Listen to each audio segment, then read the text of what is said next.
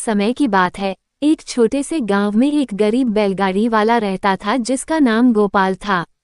गोपाल बहुत ही ईमानदार और मेहनती व्यक्ति था। उसके पास केवल एक बैलगाड़ी और 2 बूढ़े बैल थे, जिनके सहारे वह अपने परिवार का पेट पालता था। उसकी बैलगाड़ी गांव के लोगों के लिए सामान लाने और ले जाने का काम करती थी।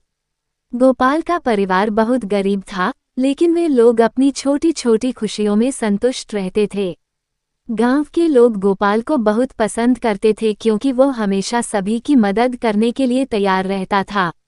चाहे किसी को अनाज की बोरी खेत से घर ले जानी हो या किसी को हाट बाजार से सामान लाना हो, गोपाल कभी भी किसी का काम करने से मना नहीं करता था।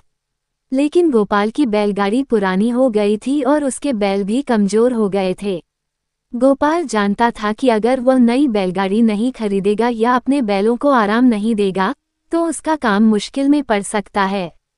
लेकिन गोपाल के पास इतने पैसे नहीं थे कि वो नई बैलगाड़ी खरीद सके या अपने बैलों के लिए अच्छा चारा जुटा सके। वह अपनी गरीबी और मजबूरी से परेशान था, लेकिन उसने कभी भी अपने काम में लापरवाही नहीं की। एक दिन गांव में एक बड़ा मेला लगने वाला था। मेले में गांव के लोग बहुत सारी चीजें बेचने और खरीदने के लिए जाते थे।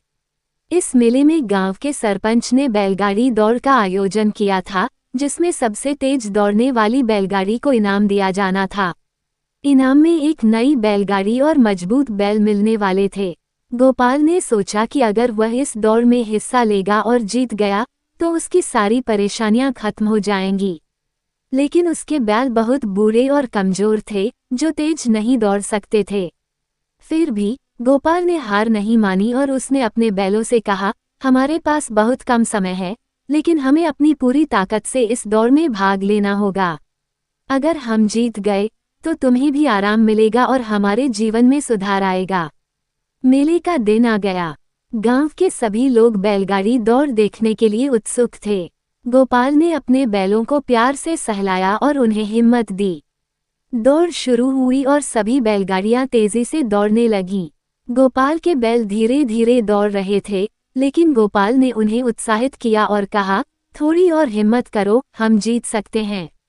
गोपाल के बैलों ने अपनी पूरी ताकत लगा दी और आखिरकार गोपाल की बैलगाड़ी ने पहले स्थान पर दौड़ पूरी की।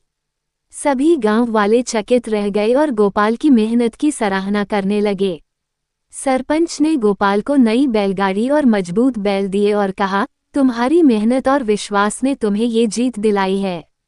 गोपाल बहुत खुश था। उसने अपने पुराने बैलों को आराम दिया और उन्हें अच्छे से खिलाया पिलाया।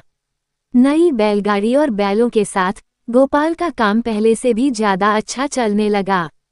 उसकी आर्थिक स्थिति भी सुधर गई और अब उसका परिवार भी सुखी हो गया। इस तरह गोपाल की ईमानदारी, मेहनत और विश्वास ने उसे एक नई जिंदगी दी।